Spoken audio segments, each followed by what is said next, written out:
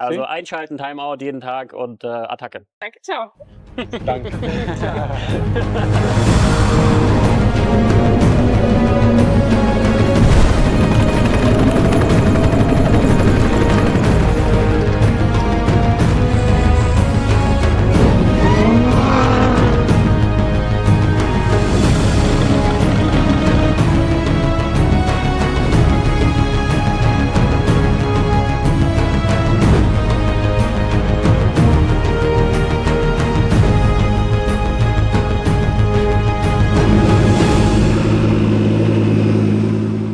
Willkommen zurück bei Timeout Racing. Und wenn du neu bei uns bist, ich bin der Sven und wir zeigen dir die Dakar, wie du es im Fernsehen nicht zu sehen bekommst. Heute ist der 3. Januar.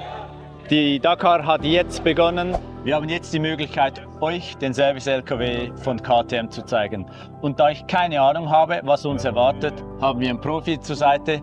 Wer bist du? Was machst du bei KTM? Ich bin der Thomas, ich bin der Logistiker bei KTM und das ist mein LKW und mit dem betreuen wir unsere 3 Werksfahrer KTM Factory Racing Team. Also, gehen wir mal schauen. Nach dir. Okay, hier vorne haben wir den Werkstattbereich. Hier haben wir das Werkzeug für alles, was wir brauchen, zum Motor machen, Fahrwerk machen. Hier haben wir unser Fahrwerklager, all unsere Gabeln, Sperrgabeln, ganze Set für das ganze Rennen. Macht ihr auch Service an den Dämpfern? Ja, wir machen jeden Tag den Service. Ja. Also jeden zweiten Tag Service bei den Dämpfern und jeden Tag Service bei den Gabeln. Und wie geht ihr da mit dem Staub um? Der Staub, wir können diese Seite auch noch schließen, Ja. wie diese Seite. Dann ist das alles staubfrei, so Ja. gut wie es geht. Ja. Und dann haben wir keine Probleme mit Okay. dem Staub. Hier beginnt der Logistikbereich. Ab hier, dieser Bereich, ist alles, was wir brauchen, das Ersatzteile für unsere 3 Werksfahrer. Wie weißt du, wo was ist? Wir haben alles schön eingeordnet. Jedes Teil haben wir ein System. Wir haben ein Computersystem. Also alles haben wir auf Stock eigentlich. Okay. Und wer darf jetzt da was rausnehmen? Sind das die Ich. Mechaniker? Nur du? Ah, okay. Also die Mechaniker sagen, was sie Genau, die brauchen. Mechaniker kommen zu mir, sagen, die brauchen einen Luftfilter. Buchst den aus. Buch den aus. Und Ja, okay. Und ich habe mal gehört, dass man von euch auch hier Teile kaufen kann. Ist das- Genau, ja, wir bieten auch einen Customer Service an, aber das ist nicht dieser LKW, dieser ist nur für das Factory Team. Okay. Und wir haben einen zweiten LKW und dieser LKW ist nur für den Customer Service. Okay, also das ist gleich aufgebaut? Gleich aufgebaut, Ähnlich aufgebaut. nur dieser ist neu, der ist von 2018 Ja. Baujahr und der ist von 2006. Gutes Beispiel, hier haben wir unsere Kaffeemaschine, das wichtigste Teammitglied, glaube ich.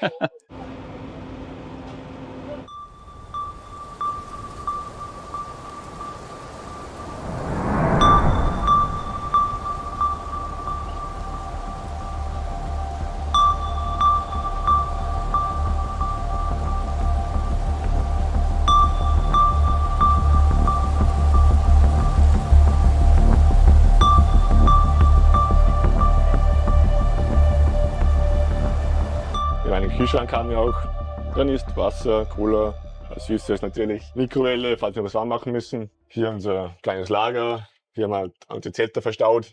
Und der LKW ist aufgebaut, dass wir so schnell wie möglich alles abbauen können, aufbauen. Also in 40 Minuten steht unser komplettes Biwak. Okay, also das kommt alles auch noch hier rein. Genau, kommt alles hier rein. Hier haben wir für die Tische, für die Stiege unser Lager. Das ist alles einfach nur so schnell wie möglich rein, so schnell wie möglich raus. Dann hier haben wir unser Reifenlager. Haben wir für 60 Reifen Platz, also 30 Sätze ungefähr. Alle auf Felgen, hä? Alle auf Felgen, alles aufmontiert, fertig. Wir Ja. haben für ganze Rennen alle fertig aufmontiert. Ein Teil ist noch ein Custom LKW und wir brauchen nur mehr rausnehmen und wieder rein. Und ist jeden Tag neue Reifen? Jeden Tag neue Reifen, ja. Ja. Und neue Felge. Ja. So komplett. Hier haben wir die Dusche, aber die benutzen wir, wenn das Biwak zum Beispiel das Wasser kalt ist oder Ja. wenn es generell keine Dusche gibt. Eine Waschmaschine benutzen wir eigentlich auch täglich. Wir haben 900 Liter Frischwasser und 400 Liter Abwassertank am Ja. LKW verbaut. Ein Generator bis 20 Kilowatt. Also können wir ruhig können auskommen, 3-4 Tage ohne irgendwas. Was ist so Genau. die Schublade, wo du am meisten brauchst? Am meisten. Ja? Ja, wir tauschen jeden Tag Luftfilter, oder? den Luftfilter Ja. und den Ölfilter. Die tauschen wir jeden Tag. Ja. Und das Kupplung, Lamellenpaket. Also die sind die 3 Teile, die brauchen wir jeden Tag. Die Okay. tauschen wir jeden Tag und brauchen wir am meisten. Flüssigkeiten habt ihr auch hier auf dem LKW? Genau, haben Öl. wir auch hier. Wir haben hier ein Öllager. Ah.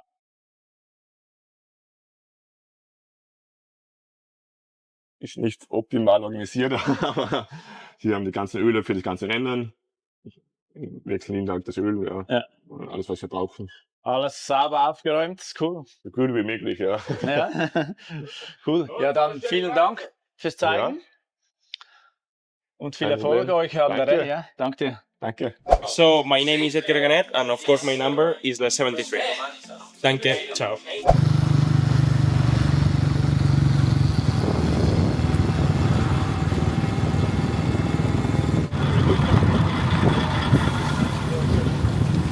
Wie sieht bei uns ein Dakar-Tag aus? Aufstehen, arbeiten, arbeiten. Es gibt unglaublich viele Tasks, welche wir jeden Tag immer erledigen. Und dazwischen vergessen wir Essen und Trinken. Und es ist wichtig, dass wir Energie haben, weil sonst nach ein paar Tagen funktioniert das nicht mehr. Und das Essen, das kriegen wir hier im Catering-Zelt. Das ist ziemlich groß, aber ein bisschen kleiner als die Jahre zuvor. Aber wir zeigen es euch mal. Kommt doch mit. Was es auch sehr oft gibt, wird außen gegrillt.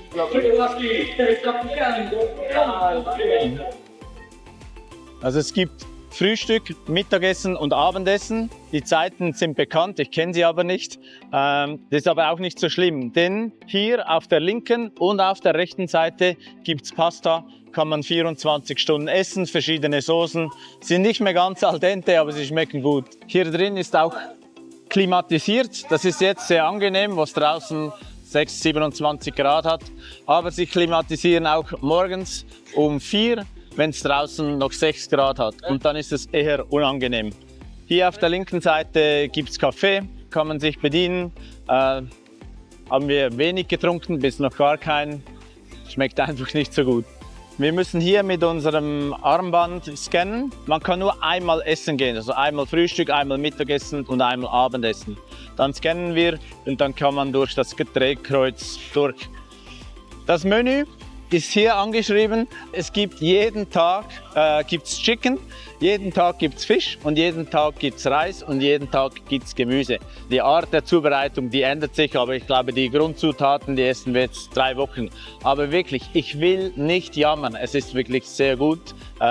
Es gibt auch immer Nachspeise, habe ich selten genommen, weil es mir definitiv zu süß. Salat gibt es, genau, Früchte. Dann geht man hier durch, kriegt einen Tablar und kann nehmen, was man will. Und am Schluss hat es einen Kühlschrank, wo man sich bedienen kann, Softgetränke. Dieses Wasser können wir uns bedienen, so viel wir wollen. Das ist für uns selber und für unsere Kunden beim Camp. Das heißt, wir nehmen jeden Tag vielleicht 1, 2 von diesen Kartons mit. Und das wird dann auch wieder entsorgt. Also die kommen zu uns und holen das wieder ab, dass es nicht hier eine Abfallschlacht wird.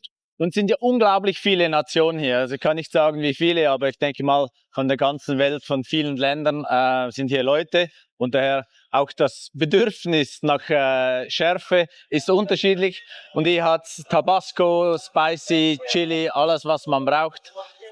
Oder auch, so wie wir es kennen, ganz normal Ketchup und Mayo. Für die Fahrer und Beifahrer, die sind ja tagsüber unterwegs, die können nicht anhalten und in ein Restaurant gehen, das können wir. Gibt es jeweils ein Lunchbag und der Lunchbag kann hier abgeholt werden. Das ist dieses Jahr neu geregelt. Wir mussten pro Team eine Person definieren, welche die Lunchbags abholen darf. Und der hat ein spezielles Armband, ein zusätzliches bekommen. Und dann bekommt er für sein Team, also für sein Auto, die Lunchbags. Auch wir hätten den zugute, aber ich glaube, wir holen den nie, weil, naja, es hat nur komische Sachen drin, ungesund und eine Büchse Ton. Super, kann man gut essen unterwegs. Und wenn du jetzt wirklich keine Lust mehr hast auf Chicken, Reis oder Fisch, dann gibt es hier noch die Möglichkeit, einen Burger zu kaufen. Hat auch Kaffee, so ein separates Catering, muss man aber bezahlen. Sind ziemlich teuer, aber auch ziemlich gut. Hallo, ich bin der Daniel. Und ich bin der Toni, hallo. Mein Alter ist 64 Jahre Und ich bin 60 Jahre alt. und ich bin der Fahrer von dem KZJ. Und ich der Navigator, ich sage ihm, wo durchfahren. 5 Fakten zu unserem Fahrzeug. Erstens, das ist ein Toyota Land Cruiser. Fakt 2, er ist 31 Jahre alt. Drittens, er hat so 150 PS. Viertens, er ist 2040 Kilo schwer.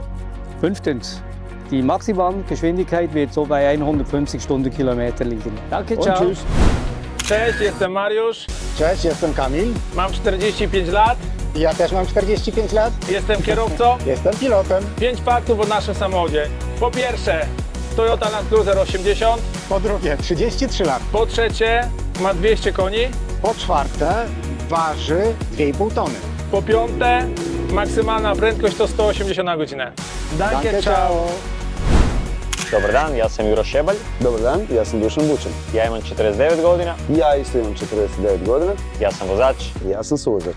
Ovo je 5 stvari koje niste znali o našem autu. Ovo je Toyota HDI 80, Proizvedena 1992. godine. ima otprilike oko 200 konja. Težina je 2300 kg. Nemam blage veze koliko ide na sat jer nikad nisam probao. Ono što je važno, da ide fenomenalno u pustinji. Und, danke. Ćao! In den Kommentaren haben mehrere von euch gefragt, was kostet so eine Dakar Classic Teilnahme? Das schauen wir uns gleich zusammen mal an. Ich habe das Handy hier, weil ich habe es auch auf unserer Webseite timeoutracing.com niedergeschrieben, oder ihr könnt einfach bei Google nach Dakar Kosten suchen. Es gibt unterschiedliche Kosten, ob es ein LKW oder ein Auto ist. Wichtig, es gibt keine Motorräder. Das ist aufgrund von Sicherheitsüberlegungen gibt es nicht. Also, es braucht eine Einschreibungsgebühr. Die ist bei einem Auto 18.350 Euro. Was ist da dabei? Es ist die Einschreibung für das Auto, für den Fahrer und für den Beifahrer.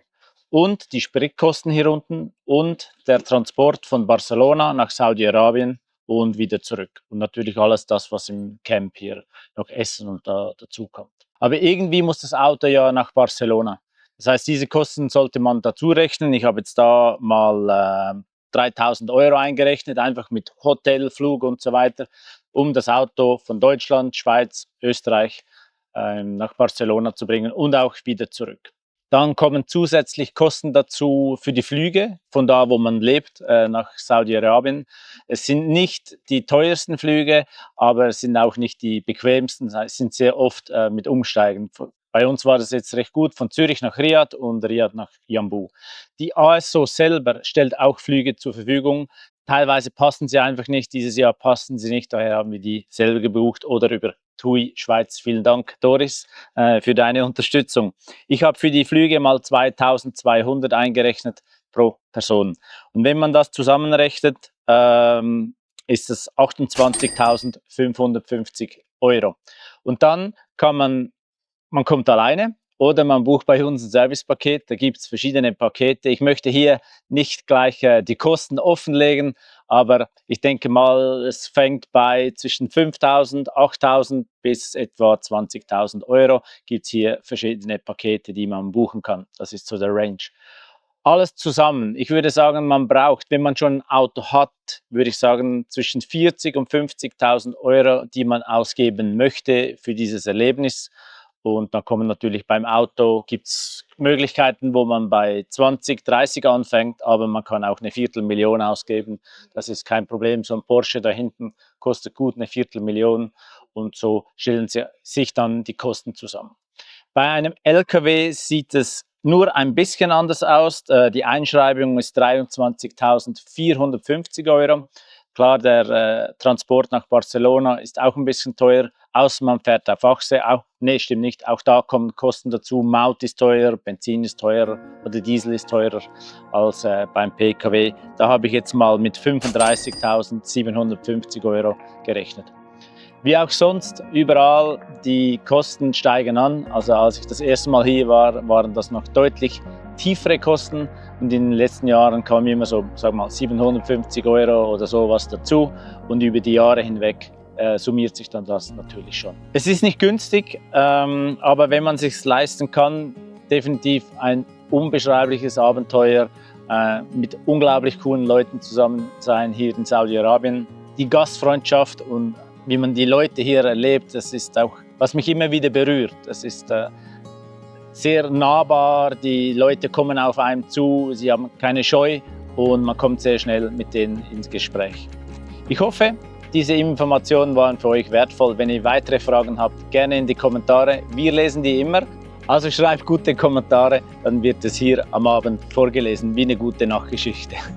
Also wir haben 3 verschiedene Pakete, welche wir unseren Kunden anbieten können. Das Einfachste ist, ihr macht wirklich alles selber. Anmeldung mit der ASO, ihr macht hier alles selber, ihr bringt euer eigenes Werkzeug mit, dann ist das der Einstieg. Das mittlere Paket ist, wir helfen euch bei der Einschreibung, denn wir haben die Kontakte, die es braucht, wir haben die Erfahrung, die es braucht, um eine möglichst reibungslose Einschreibung zu machen. Hier macht ihr aber dann das trotzdem selber. Das ist ein Kunde, der selber Werkzeug dabei hat, der hat selber technisches Wissen, um das Auto wieder zu reparieren oder Service zu machen. Diese 2 Kunden haben das Komplettpaket, das heißt, die haben einen eigenen Mechaniker, wir haben das Werkzeug dabei, wir haben die Flüssigkeiten dabei, außer Öl, das müssen sie selber bringen, aber so Reinigungsmittel, was das alles braucht, das kommt von uns. Und der LKW, der hätte das Paket, also der hat das Paket auch, aber er passt halt nicht ins Zelt. Wir haben hier im Hintergrund den GNAV, unseren Service-LKW, ist unsere Basis. Alles ist darum aufgebaut. Dann das kleinere Zelt, das haben wir jetzt für Schatten. Aber es ist auch gedacht, dass wenn Wind ist, wenn Sandsturm ist, wir können die Wände schließen, auch hier. Das ist jetzt einfach offen, weil wir es nicht schließen müssen. Das war auch eine Frage in einem Kommentar, wie stabil sind die Zelte im Wind. Sie sind viel einfacher als die mit dem Aluminium. Wir hatten die früher, weil die bewegen sich dann halt nicht, sondern die fliegen davon. Und wenn es sehr stark windet, ja, die bewegen sich sehr stark, aber die kommen dann einfach aufs Auto runter und stellen sich wieder auf. Also ja, schnell aufgebaut, schnell zusammengebaut. Man braucht nicht zwingend 4 Leute, man kann das alleine oder zu zweit geht es ein bisschen schneller. Zum Schlafen gibt es mehrere Möglichkeiten. Jetzt bei uns haben alle die Variante im Zelt gewählt. Man könnte aber auch einen Camper buchen, das ist etwa 35.000 €. Oder eine Schlafkabine ist 10.000 bis 13.000 €. Das sind natürlich wieder sehr viel Kosten und meistens braucht man das pro Fahrer und Beifahrer. Wir haben jetzt hier hinten am Service-LKW Zelte aufgebaut. Das ist ein Team, die schlafen jeweils auf einer Seite. In der Mitte haben sie Platz für die Kleider oder die kleinere Variante. Die Kunden bauen ihre Zelte selber auf. Das ist logistisch sehr schwer, wenn wir das auch übernehmen müssten. Klar, man müsste einfach mehr Leute haben, aber so mit 4 Personen, wo wir aktuell sind, ist das sehr schwierig. Wenn wir das Camp wechseln, müssen wir sehr früh los, damit wir auch wieder zur Zeit am neuen Camp sind, weil wir brauchen Zeit, um das Camp aufzubauen. Und es wäre schlecht, wenn die Kunden mit den Fahrzeugen ankommen und wir sind nicht ready. Daher dieser Bereich, das machen die Kunden selber. Wenn ihr dazu Fragen habt, generell zu unserem Camp-Setup, stellt sie wie immer gerne in die Kommentare. Wir lesen die und beantworten sie gerne. Und wenn ihr Interesse habt, selber mitzufahren, schreibt mir direkt via timeoutracing.com, unsere Webseite. Da kommen wir in Kontakt. Guten Morgen. So next time we go to Germany, he cannot walk on the street anymore, huh? Because of you guys. Yeah. All the German are going to love you. But we need to teach you some German, and then Okay. And I need to learn Portuguese, and Sounds like a plan.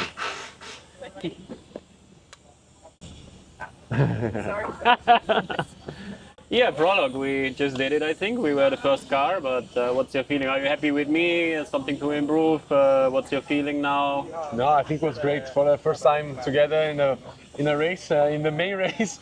No, it was great. I think we did a good job from the start to the finish in a good pace. I still learning with the car, and of course between us also. And for us, I think it was a good start. Also ich bin super happy, weil wir sind das erste Auto gewesen auf der Strecke und es war echt schwierig. Wir haben keine Spuren gehabt, 50% von den Bikes, 50% ohne Bikes. Wir müssen überall den Gravel losfahren, die ganzen Rocks auf die Seite schieben für alle anderen, legen dann die Spuren, die dann nicht nur hinterherfahren können, aber schon unsere Spuren als Orientierung haben. Und ja, im Endeffekt haben wir, glaube ich, we have a good starting position for tomorrow. Yep. Should be car Auto Nummer 8 auf der Strecke. Ist gut, ist natürlich viel Strategie, was jetzt losgeht. Wir haben in 4 Tagen den Marathon, Tag 1, da sind wir von den Motorrädern getrennt. Das heißt, wir müssen komplett eröffnen. Das fängt jetzt an, dieses ganze Spiel. Aber ich bin super happy mit Lukas, er hat einen super Job gemacht. Am Deutsch, wie gesagt, da müssen wir noch ein bisschen lernen. Aber obrigado for you, and for the girls it's obrigada. Yes, correct. Ja. Also einschalten, Timeout jeden Tag und Attacke. Danke, ciao. Danke. Wir sind am Ende vom heutigen Video. Für uns wieder ein unglaublich cooler Tag. Wir denken immer, was kommt morgen? Und wenn das Video euch gefallen hat, liked es bitte, Fragen gerne in die Kommentare und wie immer, abonniert bitte unseren Kanal. Wir sehen uns morgen bei Time Out Racing. Danke, ciao.